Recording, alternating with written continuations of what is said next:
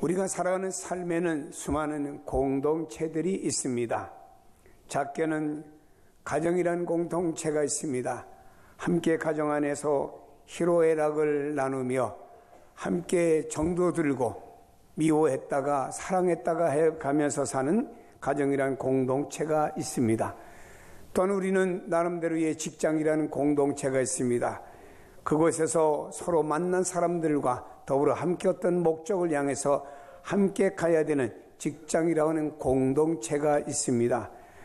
우리 예수 믿고 이 자리에 나오는 여러분들은 교회라고 하는 공동체 속에 나름대로의 성현교회 성도라고 하는 멤버십들을 나름대로 다 가지고 있는 성도들이 되는 것입니다. 사람들이 세상에 살면서 어떤 면에든지 공동체 속에서 더불어 함께 살아가는 것이 세상 삶이 아니겠습니까? 그런데 세상의 공동체가 잘 되기 위해서는 몇 가지 조건이 잘 이루어져야 됩니다. 그 중에 하나는 목적의식이 분명해야 되는 것이죠. 무엇을 위하여 모이는가? 무엇을 위해 형성이 되어졌는가? 무엇을 위해 함께하는가? 분명해야 된다라고 하는 것입니다. 목적이 없는 공동체는 의미가 없습니다. 성공적인 공동체가 될 수가 없습니다. 다음에는 하나라고 하는 의식이 있어야 되는 것입니다. 우리 가족은 하나다, 한 가족이다. 이때 가족의 의식이 있는 것입니다. 우리는 어떤 목적을 가지고 우리 공동체는 바로 이런 하나다라는 의식이 있을 때 그 공동체가 건강하게 잘 커갈 수가 있습니다. 요한복음 17장에 보면 예수님께서 교회를 위해서 기도하시는 내용을 볼 수 있는데 그 가운데 이런 기도 내용을 소개하고 있습니다. 아버지여, 아버지께서 내 안에, 내가 아버지 안에 있는 것과 같이 그들도, 교회도, 성도들도 다 하나가 되어 우리 안에 있게 하사 세상으로 아버지께서 나를 보내신 것을 믿게 하옵소서 라고 주님께서 기도하시면서 주님은 이 땅에 있는 교회와 이 땅에 있는 성도들이 나와 더불어 하나가 되게 해달라고 하나라고 하는 것을 주님은 강조한 것을 볼 수 있습니다. 이와 같이 주님 기도하면서 이 땅의 하나됨의 중요성을 우리에게 말씀하고 있습니다. 다음에 공동체가 잘 되기 위해서는요, 참여 의식이 있어야 되는 것이죠.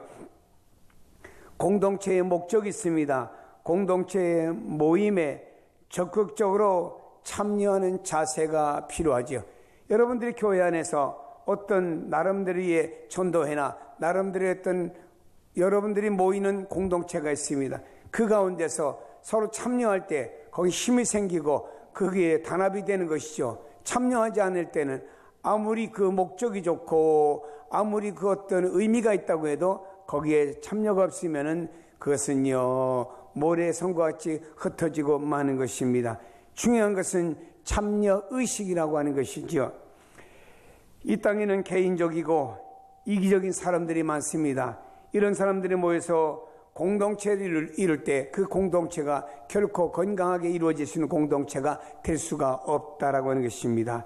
인간관계를 소중히 하면서 인간관계를 잘 해나가야 됩니다.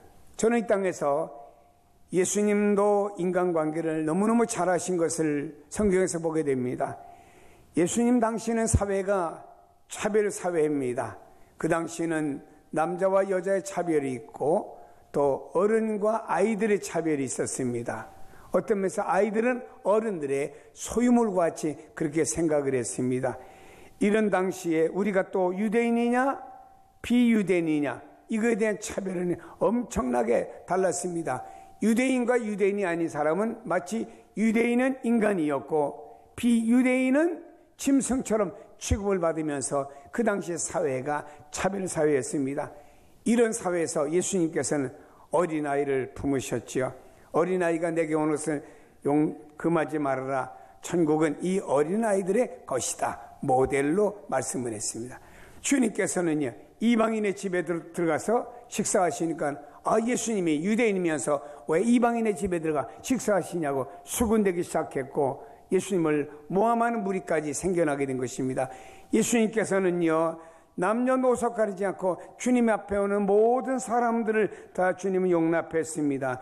그리고 주님께서는요, 나중에 자기를 십자가에 못 박는 그 사람들을 향해서도 아버지여 저들이 하는 걸 죄인지를 모르니 용서해달라고 하면서 모두를 수용했던 분이 예수님이셨습니다. 그렇다면 예수님은 사람을 차별하지 않은 것을 보게 됩니다. 자, 여러분, 저는 구약 성경에 보면 요셉이라는 인물을 보게 됩니다. 요셉이라는 인물은 참 인간관계를 잘했던 사람이에요. 그는 억울하게 남의 집에 종으로 노예로 들어갔습니다. 내가 왜 노예로 살아야 되느냐? 자기 자신을 신세 한탄하거나 원망하지 않고 또 자기를 이 노예로 팔아먹은 자기를 인신매매한 형제들을 갖다가 욕하고 저주하지 않았습니다. 또 그는 억울하게 믿음으로 살려고 하다가 감옥에 갔습니다. 그때 그는 하나님, 내가 왜 의롭게 믿음으로 살려고 그 여인의 유혹을 거절한 것뿐인데 나를 왜 이 감옥에 보냈습니까? 라고 하면서 하나님을 원망하지 않았습니다. 그 사람을 미워하지도 않았습니다. 나중에 그가 애굽에서 국무총리, 엄청나게 높은 지위를 얻게 되었죠. 그때 요셉의 형제들이 가나안 땅 흉년에 들어서 곡식 사러 왔다가 요셉을 만났습니다. 그 형제들은 누구죠? 자기를 애굽에다 팔아먹은, 노예를 팔아먹은 사람들이에요. 그러면 원수들이고 자기를 고생하게 만든 그 장본인들을 자기 위치가 높았고 그들은 이제 곡식 사러 온 위치에 있게 되었습니다. 보복할 수 있는 위치였죠. 그럼에도 불구하고 여기 있는 요셉은 보복하지 않았습니다. 왜냐? 하나님의 섭리가 있다라고 믿었던 것입니다. 다시 말해 요셉은 인간관계를 너무나 잘했습니다. 여러분, 오늘날 많은 사람들이 사회에서 실패하는 이유 중 하나가 뭐지요? 인간관계요. 자기만 잘났어요. 자기만 똑똑해요. 자기 논리가 분명합니다. 자기 삶만이 최고의 삶입니다. 이러다 보니까는 나는 우월감을 가지고 내가 살아가는 데는 좋을는지 몰라도 다른 사람과의 맺어지는 인간관계는요, 잘 없다고 하는 것을 우리는 알아야 되는 것입니다.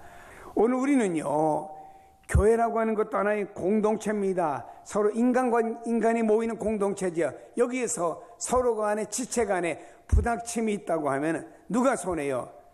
몸이신 주님이 손해를 보기 때문에 우리 이 땅에서 인간관계를 아주 잘해 나가야 될 줄로 믿습니다. 그렇습니다, 여러분. 가정을 보세요. 자녀들과 부모와 그리고 또 모든 식구들이 오손도손 살아가면 얼마나 행복합니까? 그런데요, 모였다 하면은 으르렁대고 싸웁니다. 그러면 부모가 자녀를 볼 때 또 부모가 계속 싸우면은요, 자녀가 부모를 볼 때 뭐라고 하겠습니까? 어떤 TV 드라마에 봤더니 하도 아빠 엄마가 싸우니까 딸내미가 돼서 아빠 엄마 그만 싸워! 본받을 게 없어! 그리고 휙 자기 방으로 나가더라. 저는 그 드라마에 잠깐 한 컷을 보면서도 그래, 맞다. 가정이 이렇게 싸우면 서로가 손해다라고 하는 것을 느껴보았습니다. 여러분, 그렇습니다. 지체가 싸우면 안 됩니다. 지체는요, 서로 싸움에 줘야 돼요. 여러분, 발이 아프니까 손이 발을 싸움에 줍니다. 여러분, 여기에 이렇게 뭐가 좀 약간 뽀들가지 나니까 손이 여기다가 밴드를 다 붙여주고 서로 이렇게 싸매주는 역할을 할 때는요, 이 몸이 건강하게 세워질 수가 있는 줄로 믿습니다. 여러분, 교회는요, 그리스도의 공동체이기 때문에 중요한 것은 그리스도와 함께하고 또 그리스도에게 동참 의식을 갖는 삶을 살아가야 됩니다. 여러분, 교회는 세상적인 모임이 아닙니다. 교회는 친목단체도 아니죠. 교회가 사회봉사단체도 아닙니다. 교회는 예수 그리스도로 말미암아 구원받은 사람들이 모여서 한 목적을 가지고 하나님께 예배를 드리고 또 우리가 한 목적을 가지고 모여서 서로 훈련을 받고 한 목적을 가지고 서로 교제합니다. 주어진 은사를 따라서 찬양대, 교사, 안내, 즉 은사를 따라서 봉사를 합니다. 그리고 여러분, 주어진 또 사역을 가지고 나가서 열심히 추운데도 복음 사역으로 전도합니다. 여러분, 기독교가 2000년 넘게 이 땅에 지속해 오면서요, 얼마나 큰 핍박과 박해가 있었는지 모릅니다. 로마라고 하는 나라에 복음이 들어갔을 때 로마가 기독교를 박해하고 해서 자그마치 기독교를 말살시키려고요. 황제부터 시작해가지고요.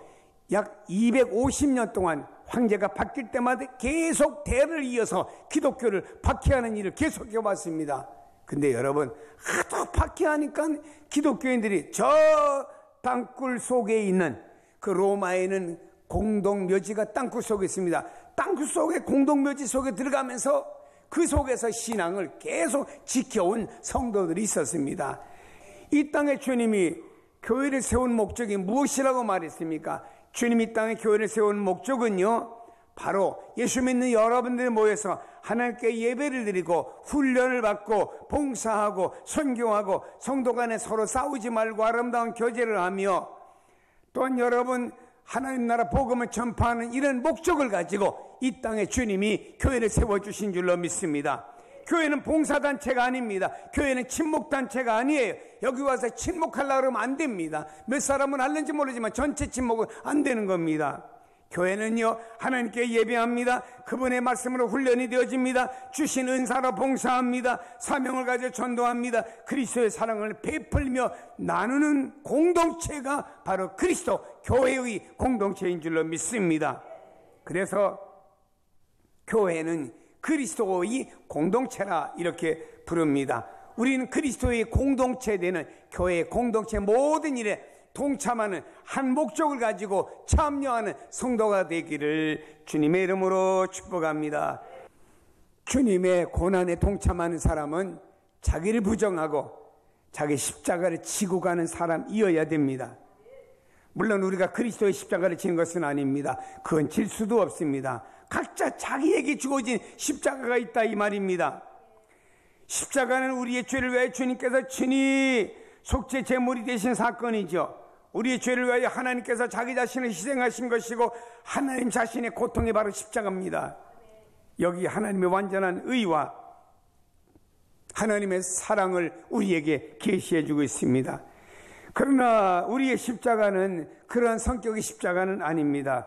우리의 십자가는 죄인으로서 그리스도를 영접하기 위해서, 그리스도를 믿고 하나님의 자녀로 살아가기 위해서 지불되어져야 될 고통이 우리의 십자가라고 하는 것입니다. 다시 말해 어떤 사람이 예수를 믿습니다. 그런데 고통이 있었어요. 아주 오래전에 한국교회 초대 교회사에 이런 얘기가 있습니다. 가정은 예수 안 믿어요. 부인도 예수를 안 믿는데, 남편도 예수 안 믿는데 부인만 예수 믿습니다. 부인이 늘 교회 나가고 새벽기도 나가니까 남편이 핍박도 하고 막 때리기도 하고 그랬는데 부인이 기도 계속 나가니까 남편이 화가 났어요. 어느 날 추운 겨울이었습니다. 새벽기도 갔다가 오는 부인이, 옛날엔 대문이라는 게 있잖아요. 문을 딱 열고 들어오는 순간에 기억자로 된 낫을 가지고 부인의 발을 퍽 찍어버렸어요. 부인은 다리에 피가 척척 흘리면서 와서, 옛날에 뭐 동네마다 의원 없잖아요. 그냥 이렇게 천으로다 압박시키고 다리가 퉁퉁 부었습니다. 남편은 말했습니다. 생각했습니다. 이쯤 되면은 네가 교회 안 나가겠지. 다음 날 부인은 퉁퉁 부은 다리를 막대기 하나 짚고 다리를 질질 끌며 또 새벽기도 나가는 겁니다. 여러분, 이때 이 부인은 말이에요, 자기가 예수 믿고 하나님의 자녀로 살아가는데 남편의 이런 핍박과 고통은요, 이 부인에게 이게 십자가인 거예요. 사람이 이 땅에 하나님의 자녀로서 살아가는데 우리가 지불해야 될 십자가가 다 있는 거예요. 세상에도 지불해야 되잖아요. 노력한 것만치 월급 받잖아요. 내가 돈을 지급해야만이 라면 한 그릇이라도 먹을 수가 있잖아요. 근데 말이에요, 여러분, 이 땅에서 하나님의 자녀들이 믿음으로 살아가는데 아무런 어려움 없습니까? 있어요. 그게 바로 십자가라고 하는 겁니다. 십자가 싫어 집어던지고 세상과 더불어서 적당히 타협하면은 주님이 기뻐하지 않습니다. 그러나 십자가가 있을지라도 그걸 짊어지고 나가면 누가? 주님이 나를 좋아하는 겁니다. 주님이 너는 나와 함께 참여할 자격이 돼. 왜?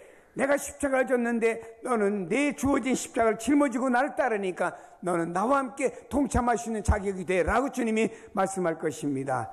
여러분, 우리가 진리 되신 예수님을 따르기 위해서는 과거에 거짓된 모든 것들이 많잖아요. 이걸 버리는 겁니다. 그리고 우리가 주님의 그 참 사랑을 내 안에 영접하고 진짜 하나님의 자녀답게 살아가기 위해서는 세상에 끊어져야 될 것들이 많이 있습니다. 주일날 교회 나오기 위해서 주일날 즐기던 취미 생활도 끊어야 될 거 아니에요. 그럴 때 우리 마음에는요, 아유, 저걸 해야 되는데 교회 나가야 되니까 이거 끊어버려야지 하면 우리는 나름대로의 통증들이 있는 것입니다. 우리가 또 주님을 믿기 전에 어떤 삶들이 있습니다. 이런 것들을 우리가 끊어버리려고 하면 우리가 아픔이 있어요. 이게 십자가입니다. 어느 집에도 부인이 예수를 믿어요. 남편이 예수를 안 믿습니다. 어느 날 부부싸움을 합니다. 부인이 예수 믿기 전에 부부싸움 하면요, 절대 부인이 안 집니다. 왜? 부인은 이 스피커가 세거든요. 남자보다 막 나가면은 남자가 몇 마디마다 고맙고맙고 하고 지고 마는 게 가정사라고 합니다. 근데 이렇게 해서 늘 가정의 부인이 우위를 차지했습니다. 그래서 남편은 아예 말 대상이 안 되니까 말을 안 하는 거예요. 그러다 보니까 부인은 늘 위에 있었는데 어느 날 예수 믿었습니다. 예수 믿고 나니까 남편이 한 일만 있으면 예수 믿는 사람이 그런 거예요. 그러니까 이 부인이 생각할 때, 그래, 내가 뭐라고 하면 또 당신 때문에 주님의 영광 가리울까 하고 참았어요. 그게 십자가예요. 그게 십자가. 우리가 주님의 어떤 일을 합니다. 하나님의 교회에 어떤 일을 하지요? 그럼 다른 사람들이 다 찬동해 주는 게 아닙니다. 다른 사람들이 뭐라고 말도 합니다. 심지어 식구들이 말합니다. 그때 우리가 당하는 여러 가지 힘든 거 어려움들이 있어요. 이런 것들이 다 십자가입니다. 여러분, 우리가 이 땅에서 내게 주어진 십자가를 짊어질 때 거기 생명이 있습니다. 기쁨이 있습니다. 부활의 기쁨이 있고 영광이 있고 하나님의 능력이 있고 천국이 그 사람에게 임하는 줄로 믿습니다. 이것을 알아야 됩니다. 그리스도의 고난 없이, 그리스도의 죽음 없이 부활은 없습니다. 그럴 리는 없지만 만약에 그리스도께서 고난당하지 않으셨다고 하면은, 십자가에 죽으시지 않으셨다고 하면 우리에게, 아니 주님에게도 부활의 소망이 없을 것입니다. 그분이 십자가에 죽으셨기 때문에 부활의 영광이 있던 것입니다.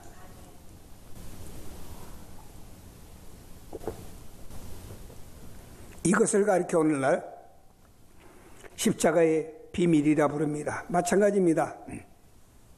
나의 희생, 나의 자아의 죽음 없이 또한 부활과 영생이 없습니다. 천국이 없어요. 그래서 우리는요, 나를 부인하고 내 십자가를 짊어져야 돼. 거기에 행복이 있고 거기에 영원한 삶의 길이 열려지는 줄로 믿습니다. 사랑하는 여러분, 그리스도의 고난에 참여하기를 기꺼이 즐거워하는 성도가 되기를 주의 이름으로 축복합니다. 왜냐? 그리스도의 고난에 참여하는 사람에게 하나님의 상급과 하나님의 기업이 있습니다. 우리가 그리스도의 고난에 참여하게 될 때 거기에 하나님의 기업이 있어요. 그리스도와 함께 동참한다고 하는 것은 최종적으로 하나님 나라의 기업에 동참하는 것이 됩니다. 그래서 14절에 바울이 말합니다. 벽대를 향하여 그리스도 예수 안에서 하나님이 위에서 부르신 부름의 상을 위하여 달려간다 그랬습니다. 부름의 상이라고 하는 것은 하나님 나라 기업을 의미하는 것입니다. 기업이라고 하는 것은 약속이고 축복인 것입니다. 우리는 구약 성경의 이스라엘 백성들을 봅니다. 이스라엘 백성들이 애굽을 나와서 광야를 40년 길을 갔습니다. 오늘 우리가 이스라엘 백성들처럼 예수를 믿고 난 다음에 광야길을 걸어가고 있는 것입니다. 아니, 우리는 현실적으로 땅에 살고 있어요. 현실적으로 우리는 정착되어 있고 부족함이 없는 삶을 살아가고 있습니다. 그러나 우리는 영적으로는 애굽을 나와서 영적으로는 지금 가나안을 바라보면서 광야길을 가는 인생이 우리의 인생길이라, 이런 말입니다. 여러분, 이스라엘 백성들이 광야길을 가는데 편안했습니까? 때로는 마실 물이 없어요. 때로는 날씨가 뜨겁습니다. 때로는 먹을 양식이 없습니다. 때로는 고기 먹고 배가 좀 기름지고 싶었어요.